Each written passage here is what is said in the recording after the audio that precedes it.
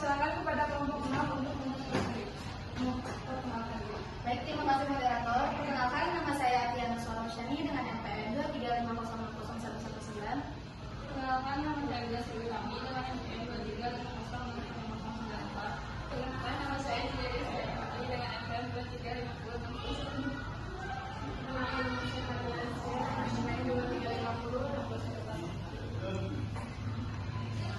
Terima kasih kepada kelompok 6 yang telah memperkenalkan diri. Baik, di sini kelompok 6 akan mempresentasikan materi dengan judul pengertian strategi pembelajaran inquiry.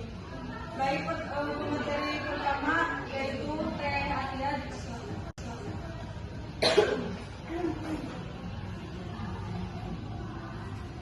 Baik, terima kasih moderator. Di sini saya akan menjelaskan tentang pengertian inquiry ya. Inquiry ini berasal dari bahasa Inggris, berarti inquiry dan berarti pertanyaan atau pemeriksaan atau penyelidikan. Inquiry adalah proses investigasi problem atau proses penyelidikan masalah, sedangkan inquiry berarti proses berpikir kritis dan analisis untuk menemukan solusi sendiri. Atau lebih tepatnya itu, metode inquiry adalah kumpulan kegiatan belajar yang memaksimalkan kemampuan siswa untuk mencari dan menyelidiki dengan cara yang sistematis, kritis, logis, dan analisis sehingga mereka dapat dengan percaya diri membuat kesimpulan mereka sendiri. Selanjutnya, saya akan menjelaskan tentang tujuan dan manfaat strategi pembelajaran inquiry.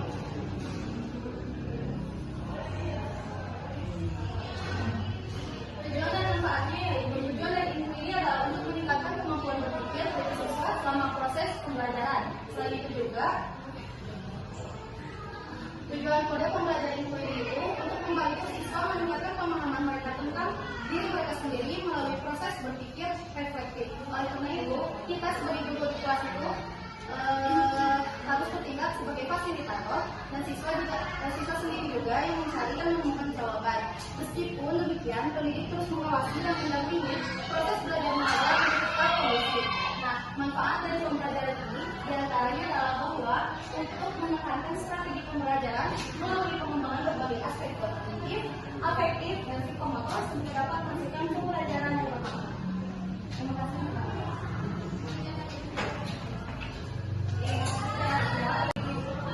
Materi selanjutnya akan dibawakan oleh Dalika. Saya akan menjelaskan mengenai peran guru dalam strategi pembelajaran sendiri.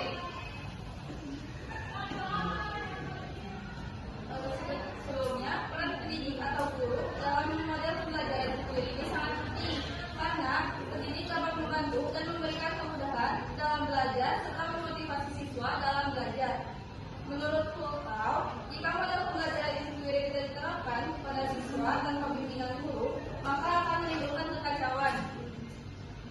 Sehingga model pembelajaran inquiry ini dapat dilaksanakan dan diterapkan kepada siswa secara optimal dengan bimbingan dari pendidik atau guru yang diberikan istilah dengan bukti inquiry atau inquiry berbimbing.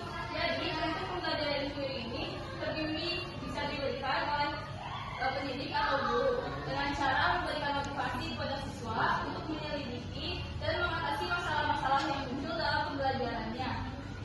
Dengan pendidik atau guru memberikan motivasi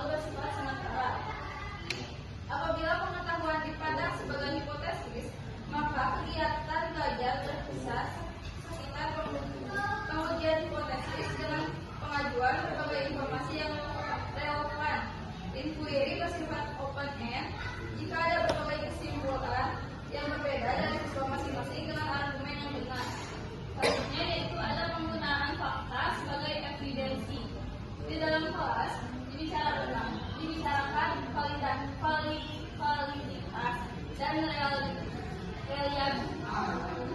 reliabilitas tentang fakta sebagaimana dituntut dalam pengujian hipotesis pada umumnya.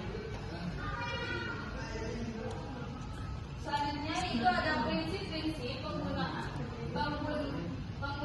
strategi pembelajaran inquiry. Yang pertama yaitu ada prinsip interaksi. Pada prinsip interaksi ini, proses pembelajaran pada dasarnya adalah proses interaksi antara siswa maupun interaksi dengan guru, bahkan antara interaksi siswa dengan lingkungan. Pembelajaran proses interaksi berarti menempatkan guru bukan sebagai sumber belajar, tetapi guru sebagai pengatur lingkungan atau pengatur interaksi itu sendiri di sekolah. Selanjutnya yaitu ada prinsip bertanya. Pada prinsip ini, peran guru harus dilakukan dalam menggunakan strategi pembelajaran inquiry ini, karena guru sebagai penanya, sebab kemampuan siswa untuk menjawab setiap pertanyaan pada dasarnya sudah merupakan sebagian dari proses berpikir. Oleh sebab itu, kemampuan guru untuk bertanya dalam setiap langkah inquiry sangat diperlukan. Selanjutnya yaitu ada berorientasi pada perkembangan intelektual. Sebenarnya tujuan utama dari strategi pembelajaran inquiry ini adalah mengembangkan kemampuan berpikir.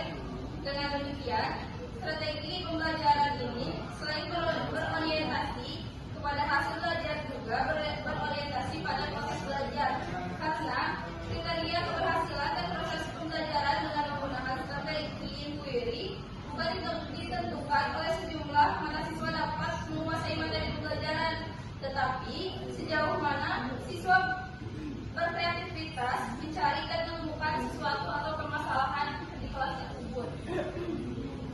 Selanjutnya yaitu ada prinsip belajar untuk berpikir.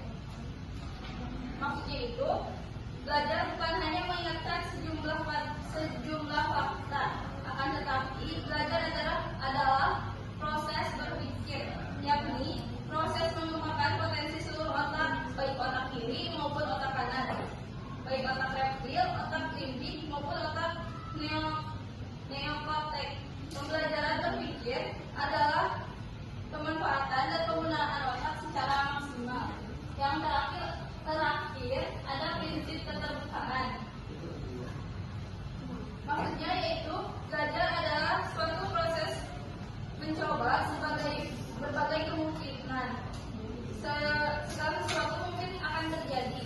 Oleh sebab itu, siswa atau anak-anak di sekolah itu perlu diberikan kebebasan untuk mencoba segala hal dengan perkembangan kemampuan logika dan nalarnya.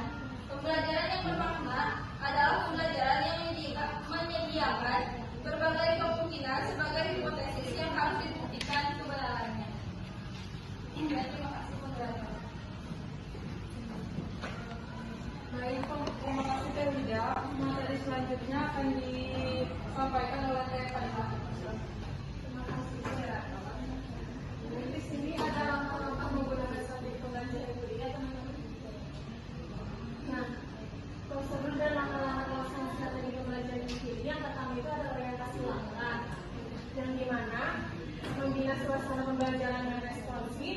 Di langkah ini guru menjelaskan kepada peserta didik mengenai topik tujuan dan hasil belajar yang harus dicapai oleh peserta didik. Terus yang kedua ada merumuskan masalah.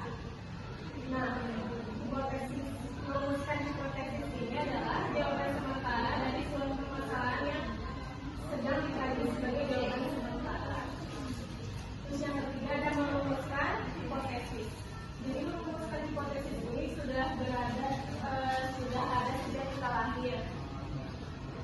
Nah, merumuskan ini penjelasannya diperoleh berdasarkan hasil pengujian hipotesis merumuskan akhir terutama dalam proses pembelajaran. Terus yang ketiga adalah hipotesis. Hipotesis di sini adalah sebagai jawaban sementara yang perlu dikaji juga kebenarannya. Kemampuan hipotesis sudah ada dalam diri sejak kita lahir. Guru berperan aktif dalam membangun kemampuan hipotesis yang diri. Hal ini ini dapat dilakukan dengan mempertanyakan secara tiba-tiba kepada peserta didik agar secara spontan peserta didik bisa menjawab dengan nyaman. Terus mengumpulkan data. Mengumpulkan data di sini hampir sama ya kayak nama tiga. Terus yang kelima adalah menguji hipotesis.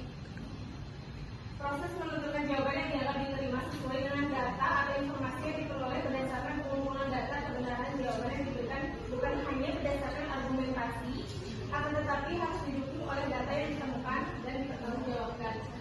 Terus menurut yang keenam, rumuskan kesimpulan. Nah, dalam pembelajaran penerapan SPI ini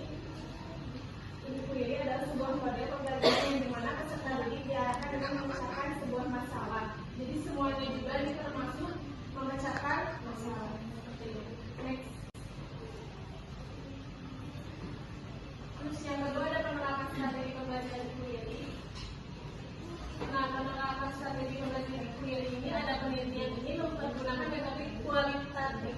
Dengan pendekatan fenomenologi, metode pengumpulan data yang dipakai adalah wawancara, observasi, dokumentasi, dan diskusi kelompok.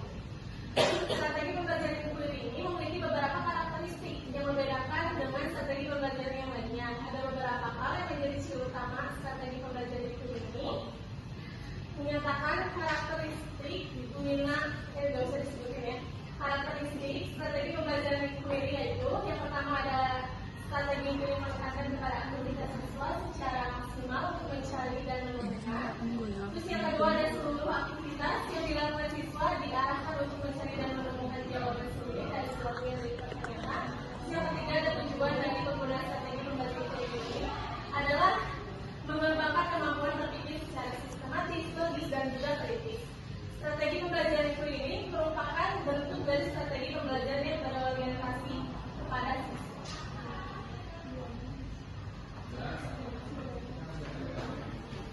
Terima kasih kepada Teh Fadila. Dan yang terakhir, pemateri yang akan disampaikan oleh Terima kasih moderator. Di sini saya akan menjelaskan faktor-faktor yang mempengaruhi pembelajaran Inggris.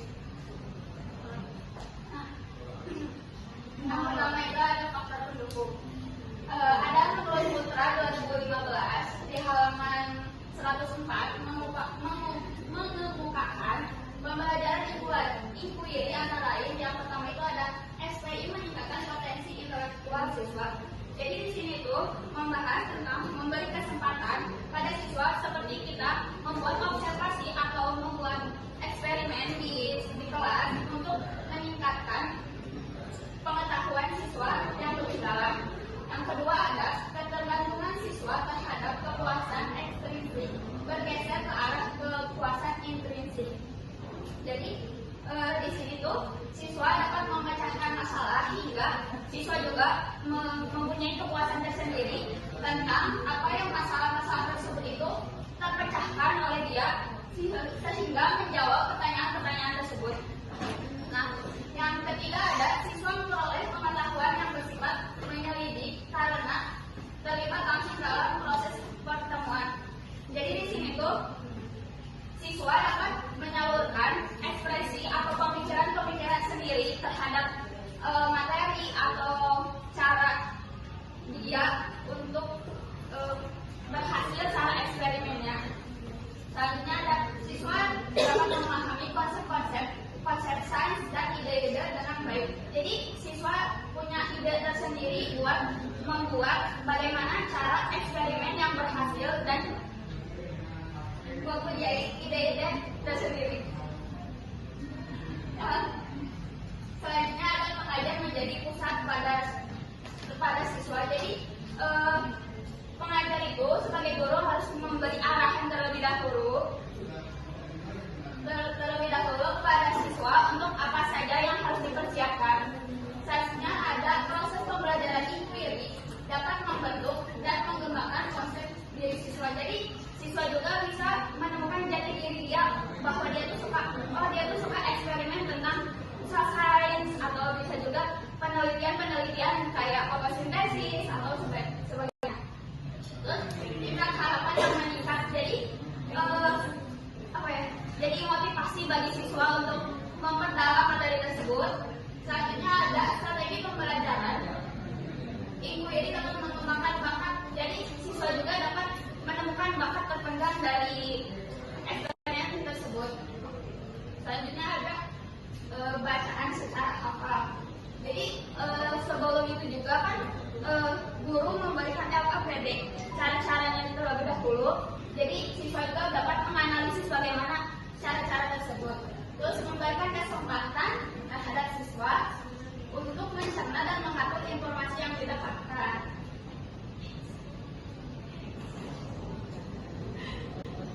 Selanjutnya ada faktor penghambat. Di sini tuh faktor penghambatnya ada mengandalkan satu kesiapan berpikir. Jadi kan kita tuh sebelum observasi harus berpikir, karena kan setiap siswa itu mempunyai tingkat potensi berpikir yang berbeda ya. Ada yang lambat, ada yang kurang gitu ya. Selanjutnya juga ada tidak efisien khususnya untuk mengajar siswa dalam jumlah besar. Jadi kalau misalnya jumlahnya banyak terus jadi campur aduk gitu, kayak yang ini misalnya beriring, kadang ada yang berhasil, ada yang nggak berhasil, jadi di situ menunjukkan sahnya. Terus harapan dalam pembelajaran inquiry dapat terganggu oleh siswa-siswa dan guru-guru yang telah terbiasa dengan mengajar tradisional.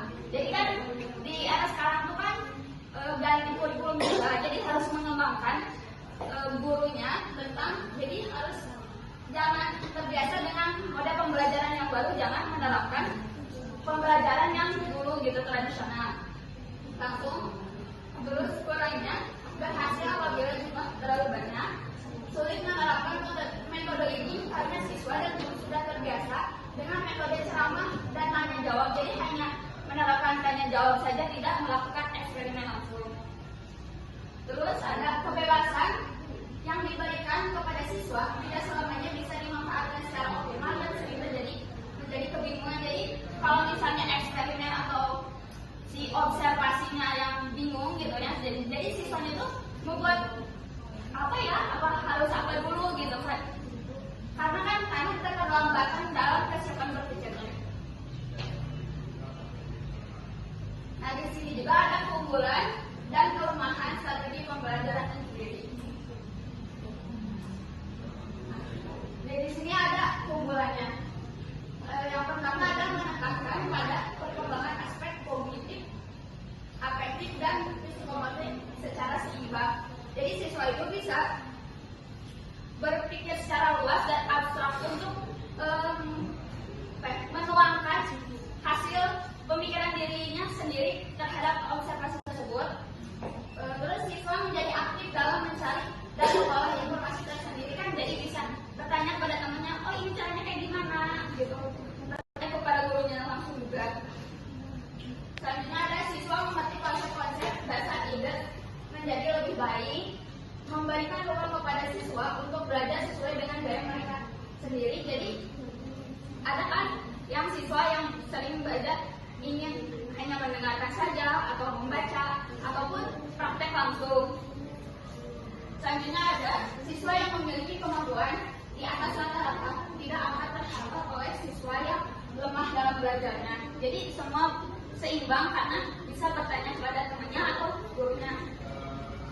Selanjutnya membantu siswa dalam menggunakan ingatan dalam transfer konsep yang dimiliki kepada situasi proses belajar yang baru. Jadi bisa kita tuh mentransferkan ide-ide baru dengan, jadi jangan baca aja gitu, jadi kita bisa langsung mempraktekkan. Lalu mendorong siswa untuk berpikir intuitif dan merumuskan hipotesisnya sendiri. Jadi siswa juga bisa menarik kesimpulan atas observasi atau eksperimen yang dia lakukan. Selanjutnya dapat membentuk dan mengembangkan konsep sendiri, memungkinkan siswa belajar dengan manfaat berbagai jenis sumber. Jadi kan nggak harus memanfaatkan sumber dari buku saja atau pengetahuan dari guru, bisa juga kan dengan eksperimen, pengertian, dan bisa juga bisa melihat dari video-video dari internet.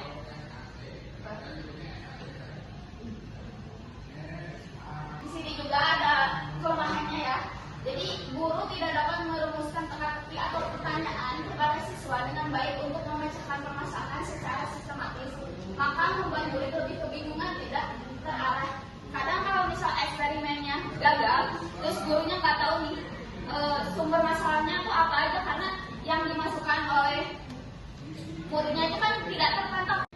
Nah, selanjutnya di sini dalam implementasinya memerlukan waktu yang panjang sehingga guru sering kesulitan menyesuaikan dengan waktu yang ditentukan. Karena kan kalau misal kita observasi atau membuat eksperimen itu membutuhkan waktu yang lama, karena kan belum juga mulai terus mengisi LKPD-nya. Selanjutnya pada sistem klasikal dengan jumlah siswa yang relatif banyak menggunakan pendekatan ini sukar untuk dikembangkan dengan baik. Jadi tidak semua terpantau oleh gurunya gitu. Karena kan ada yang siswa yang iseng kadang memasukin apa dulu atau ngebuat apa dulu, jadi sehingga si eksperimennya gagal. Selanjutnya ada selama kriteria keberhasilan belajar ditentukan oleh kemampuan siswa yang menguasai. Jadi di sini tuh hanya menuntut siswa yang bisa-bisa saja gitu. Sedangkan yang nggak bisa tuh kayak ikut-ikutan aja gitu. Nah, yang terakhir materi pembelajaran ini sudah diimplementasikan oleh guru. Jadi kadang apa materi-materi yang sulit diimplementasikan juga, terus bikin observasi, eksperimen, tapi tetap aja gagal seperti itu. Saya kembali kepada kepada yang setia. Selanjutnya sesi tanya jawab. Kepada yang mau bertanya, silakan tanya.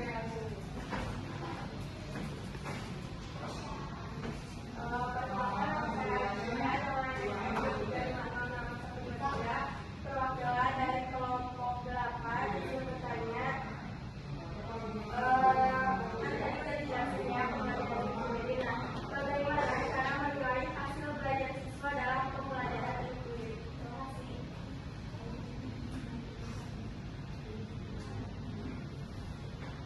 Baik, terima kasih Kak Alisha. Selanjutnya ada yang mau bertanya lagi? Ada yang bertanya kembali? Dipersilakan untuk berdiskusi terlebih dahulu kepada pembimbing.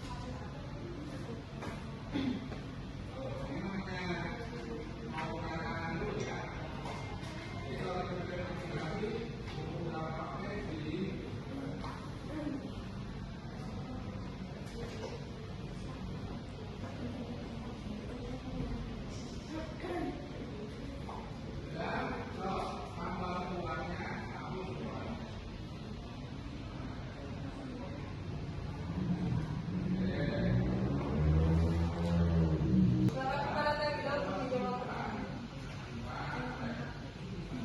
Baik, terima kasih moderator. Di sini saya akan menjawab pertanyaan dari Alisha. Pertanyaannya, bagaimana cara menilai hasil pembelajaran siswa pada pembelajaran ini? Penilaian hasil belajar siswa dalam pembelajaran ini dapat dilakukan dalam beberapa aspek, yaitu dengan cara mengidentifikasi masalah siswa. Kayak kalau siswa ini punya masalah nanti di rumahnya atau sama teman-temannya, terus mengamati siswa dalam perkembangan siswanya itu kayak gimana, terus mengajukan pertanyaan kayak tadi dengan cara pendekatan, lalu ada membuat hipotesis, merancang percobaan, melakukan percobaan, menganalisis data, membuat kesimpulan, dan generalisasi. Yang terakhir yaitu berkomunikasi.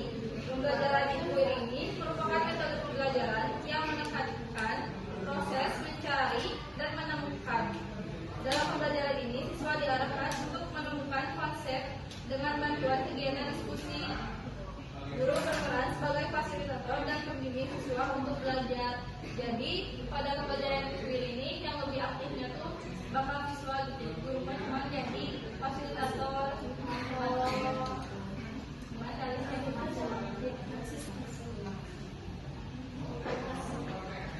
Baik, terima kasih kepada Teh Ida yang telah menjawab pertanyaan dari Kak Alisha. Baik, selanjutnya ada simulasi. Saya persilakan kepada kelompok 6. Assalamualaikum warahmatullahi wabarakatuh.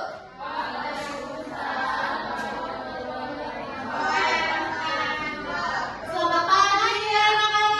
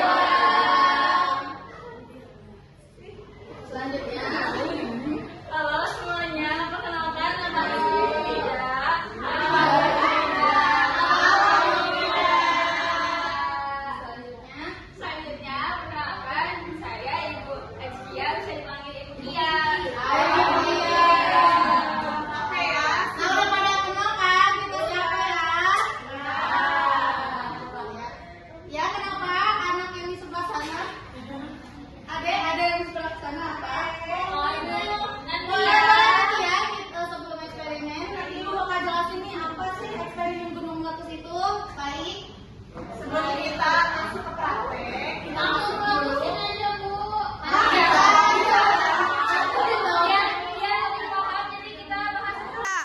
Nah, jadi anak-anak, kita bakal ngejelasin dulu ya simulasi eksperimen gunung meletusnya. Dimulai dari Ibu Dila.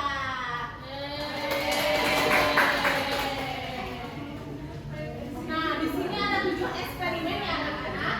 Eksperimen gunung meletus. Di sini pada tahu kan gunung meletus itu apa? Gunung meletus ya.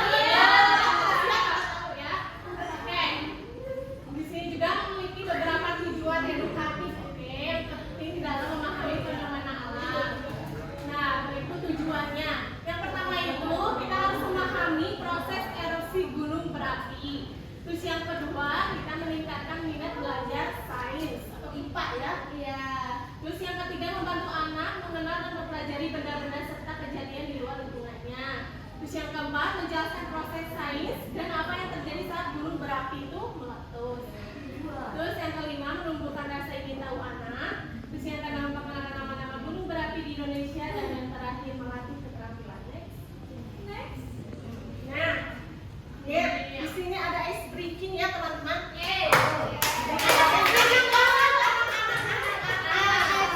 Screening dulu ya, biar kalian lebih semangat.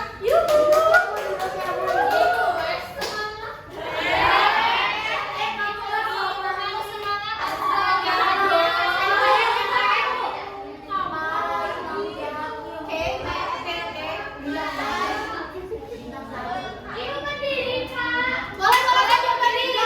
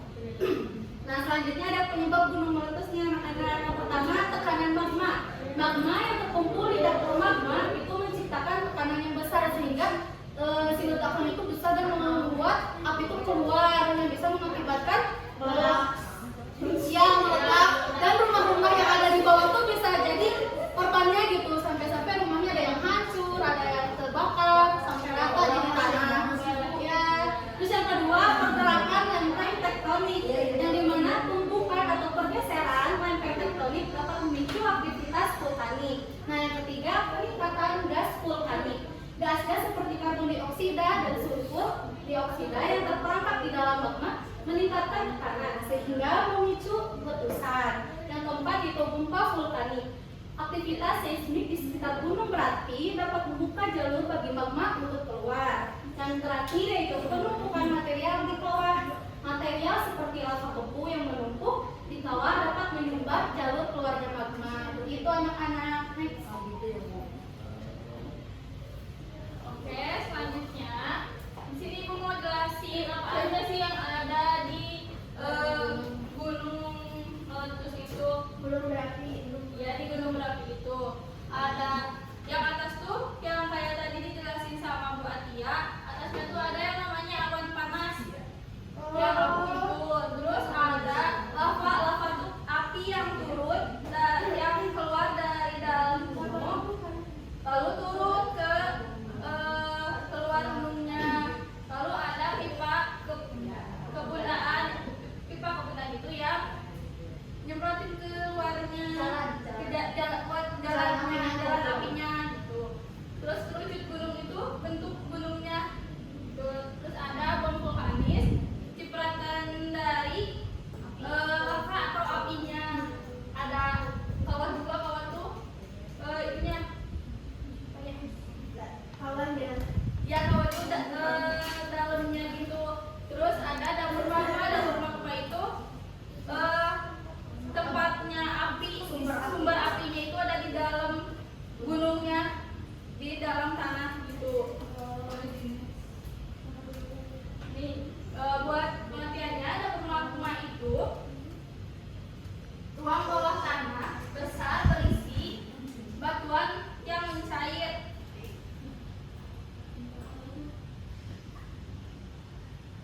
Batuan mencair itu panas ya di bawah permukaan gunungnya. Terus ada pipa kepundaan. Pipa kepundaan ini saluran leher gunung berapi tempat magmanya meletus. Lalu ada kawah. Kawah ini depresi atau cekungan di puncak gunung berapi terbentuk dari akibat vulkanik atau letusannya gitu. Ada bom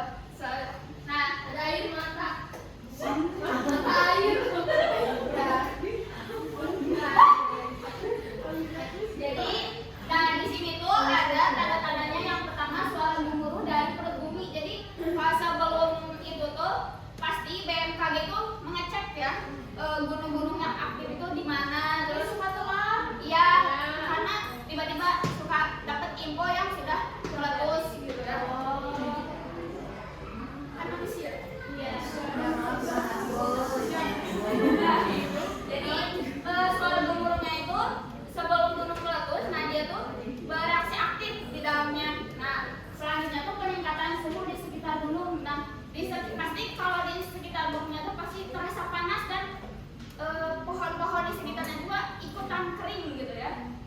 Terus air mata mengering itu maksudnya tuh kayak air yang ada di situ seperti sungai, air mata air dari sumbernya itu pasti mengering karena akibat dari suhu yang meningkat dari gunung tersebut.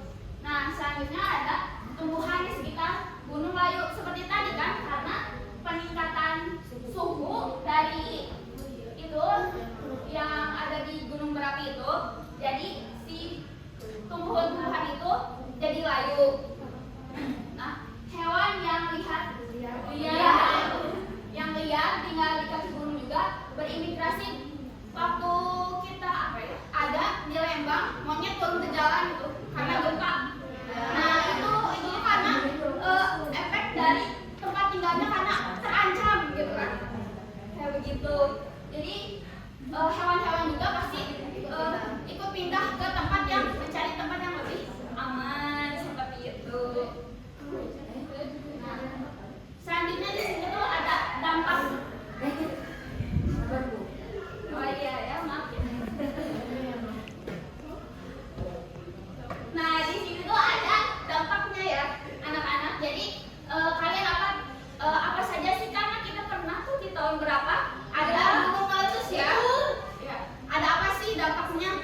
Nah, kerusakan lingkungan seperti tadi ya, dari tumbuhan-tumbuhan di sekitar kita jadi layu, rusak seperti itu. Terus pencemaran sumber air bersih jadi kotor karena ada abu vulkanik ya yang keluar dari gunung. Nah, selanjutnya tuh perubahan iklim cuaca, jadi cuaca kita tuh jadi terasa panas gitu karena ada dari efek abu vulkanik tersebut. Terus ada kelangkaan pangan. Nah, kelangkaan pangan itu kita tuh kayak padi atau sayur-sayuran itu jadi terancam punah karena dari polusi udara ke tanaman-tanaman tersebut. Jadi si abu vulkaniknya tuh pada nempel dan tidak bisa dikonsumsi sama kita. Nah, terus terancam populasi hewan juga seperti tadi. Nah, terus tanah menjadi tidak subur untuk pertanian. Nah, sawah seperti sawah saja jadi tercampur sama abu itu, jadi kita nggak bisa nanam buat bikin nasi ya. Terus ada dampak pada kesehatan. Nah, ada gangguan pernapasan dan penglihatan. Ketika abu vulkanik kita hirup itu terasa sesak dan penglihatan kita tuh jadi kabur.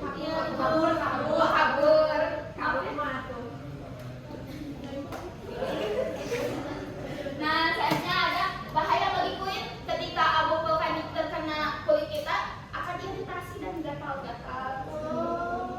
Jadi resiko kematian menghirup gas CO. Gas CO karena tadi kan sudah tercampur dengan abu vulkanik tersebut. Nah, luka bakar parah akibat awan panas seperti tadi kayak gatal-gatal. Ibu pernah? Ibu pernah? Enggak. Nah, selanjutnya ada letusan gunung berapi juga dapat menyebabkan badai listrik. Jadi terkena listrik itu, jadi si kabel-kabel itu jadi rusak gitu. Terus gangguan kerja mesin dan kendaraan bermotor karena ganggu banget ya. Ada jalannya ya, ngalamin ibu.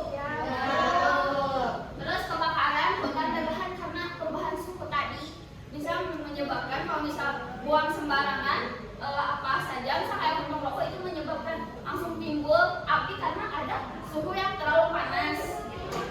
Terus ada tsunami, hujan asam dan polusi atmosfer seperti itu. Anak-anak dapat dipahami?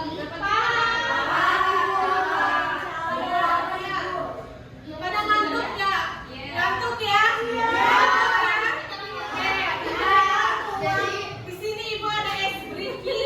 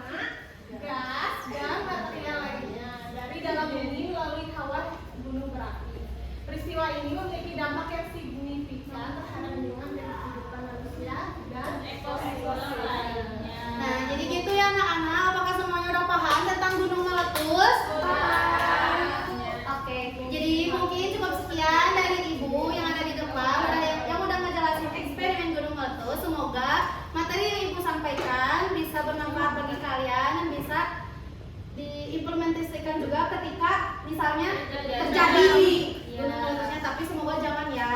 Amin. Mungkin cukup sekian dari Ibu.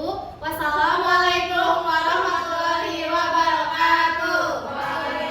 Nah, jadi teman-teman, ini teman-teman kalian yang ada di depan itu mau ngelakuin eksperimen, dan kalian yang tadi dapat AKM per kelompok diperhatikan baik-baik ya. Nanti siapa cepat yang ke depan bisa ngejelasin ulang dapat hadiah.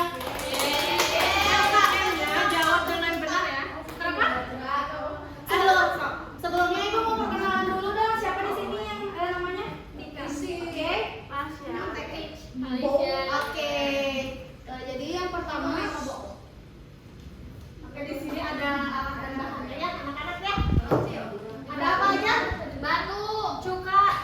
Oh, Iya, yang pertama ada cuka, yang kedua ada sendok, udah sendok, udah bikin kue, Ya. Ada citrus. Ada warna. Jadi yang pertama tuh Sama jawabannya. Yang pertama tuh kalian masukin sabun. sunlight ke Sabun dalam. apa? Bentar. Juga pegang. Pakai bismillah Kak. Ya, Bika. Yang megang baking soda Tika. Boleh. Yang pegang citrun Rich. Yang pegang cuka Alicia. Cukanya kan sama ibu. Jangan kalian dimainin. Pakai sendok aja kalau susah Kalau nanti ya. sudah sama ibu. Oke. Nih. Dimakan. Yang pertama masukin dulu sabunnya ya, anak-anak. perhatikan ya. Ya.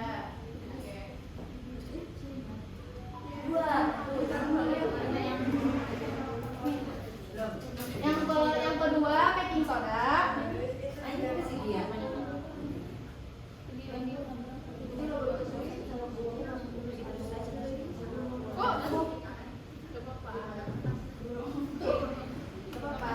Main kotor-kotoran nggak apa-apa ya. Lagi satu sendok lagi. Boleh langsung aja boleh.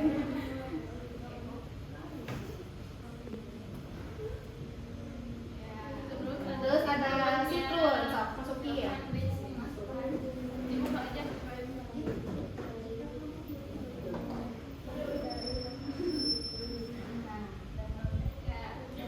Pewarna boleh.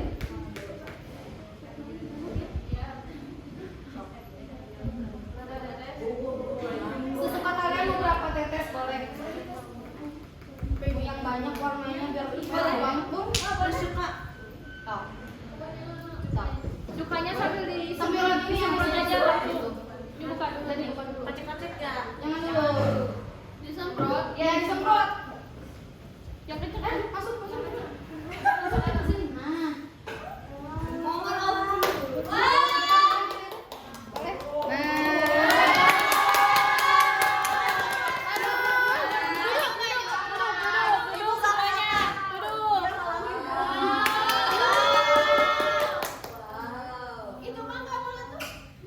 Ini teh itu. Meletus tahu pelan-pelan. Iya. Namanya juga eksperimen ya anak-anak. Aduh, Caca jangan dimainin, Ca. Udah belum, Bu? Pegel. Udah.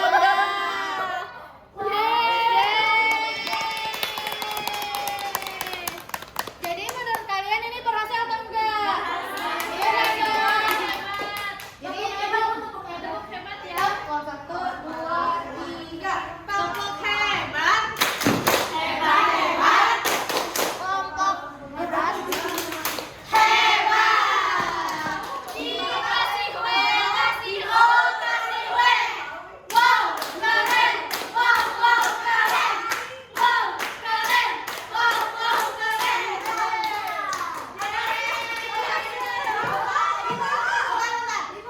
Ibu pengen nanya nih, jangan kalian. Tadi kan kalian udah eksperimen nih. Siapa yang bisa jelasin ulang dari awal yang dimasukin bahan-bahannya apa? Aku. Boleh?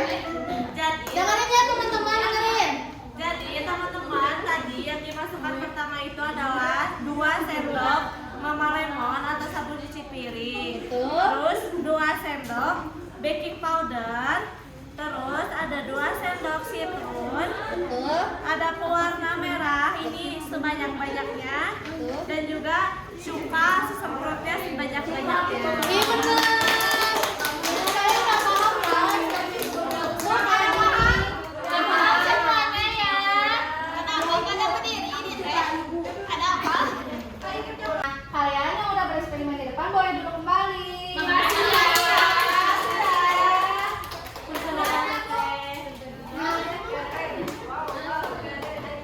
KKPD-nya udah pada selesai. Biar kondusif, perwakilan ketua kelompoknya boleh maju ke depan nanti gambreng, oke? Ayo, perwakilan kelompok maju ke depan. Perwakilan kelompok maju ke depan, nanti gambreng siapa yang pertama. Buru. Udah diisi semuanya. Udah dinamain. Siapa yang mau ngumpulin? Perwakilan kelompok maju ke depan. Bentar, jangan duduk dulu. Nah, jadi tadi ibu kan udah diskusi ini sama ibu-ibu yang lain. Ya, jadi jawaban yang paling tepat dari urutan pertama itu diraih oleh kelompok 3.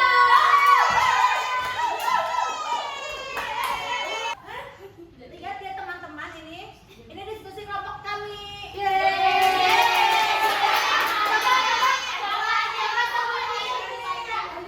Coba disebutin ada apa aja di situ? Ini ada awan panas. Betul. Terus ini ada lava. Ini pipa kepundaan. Betul. Ya. Terus ini ada cerucut. Cerucut. Gak apa-apa ya. Teman-teman jangan buat yang lain ya. Dua.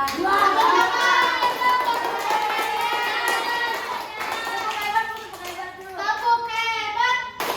Hebat. Kelompok 3. Hebat. Kasih W. Kasih O. Kasih W. Wow, keren. Wow, keren. Wow, keren. Wow, keren. Udah? 1, 2, 3. Nah, selanjutnya ibu udah diskusiin lagi nih yang juara, bukan juara 2 ya, yang jawaban yang paling tepat lagi kelompok 2. Dan untuk yang terakhir juga kelompok 1 bagus, jadi ibu bakal kasih hadiah juga. Kelompok 1 menang. Dapat hadiah juga.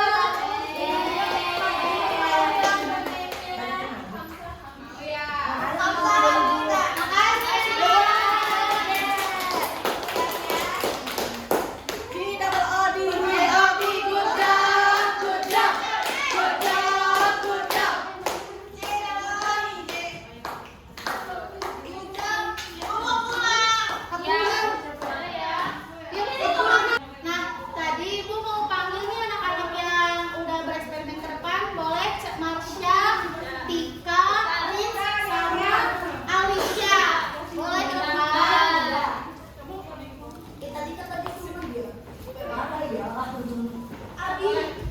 Kalian tadi udah dapat banget, jadi mau ngasih sesuatu buat kalian.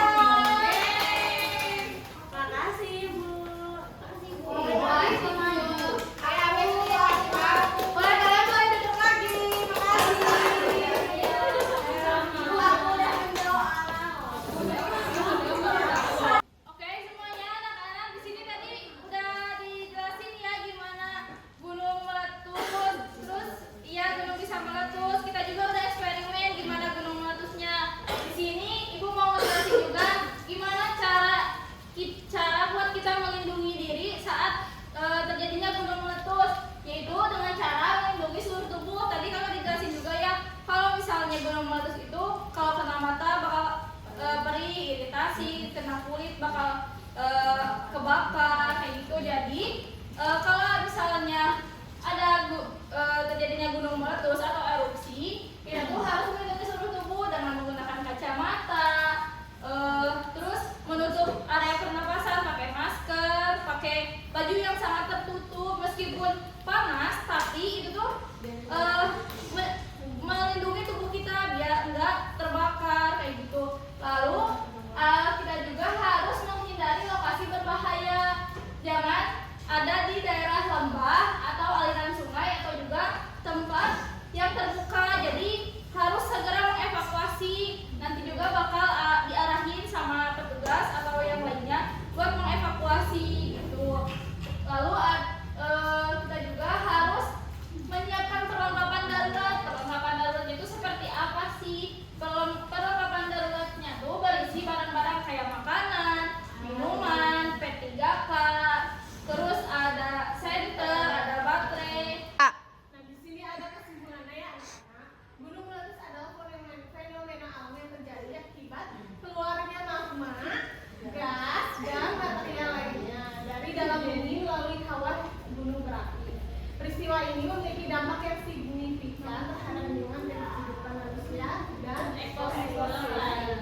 Nah, jadi gitu ya anak-anak. Apakah semuanya udah paham tentang gunung meletus? Oke, jadi mungkin cukup sekian dari ibu yang ada di depan yang udah ngejelasin eksperimen gunung meletus. Semoga materi yang ibu sampaikan bisa bermanfaat bagi kalian dan bisa diimplementasikan juga ketika misalnya terjadi gunung meletusnya, tapi semoga jangan ya. Amin. Mungkin cukup sekian dari ibu. Wassalamualaikum warahmatullahi wabarakatuh. Baik, terima kasih kepada kelompok 6 yang telah menampilkan simulasinya. Beri tepuk tangan semuanya. Di sini saya akan membacakan kesimpulannya, yaitu pembelajaran inquiry menawarkan pendekatan yang efektif dalam mengembangkan potensi siswa secara menyeluruh dengan mendorong siswa untuk aktif mencari jawaban atas permasalahan yang mereka hadapi. Strategi ini merangsang kemampuan berpikir kritis, analisis, dan pemecahan masalah. Selain itu, pembelajaran inquiry juga membutuhkan rasa percaya diri dan kemandirian siswa dalam belajar dengan mengatasi tantangan seperti manajemen waktu dan mengembangkan kompetensi guru. Strategi ini dapat menjadi salah satu pilar dalam mewujudkan pembelajaran yang berpusat pada siswa. Terima kasih. Sekian presentasi dan simulasi pada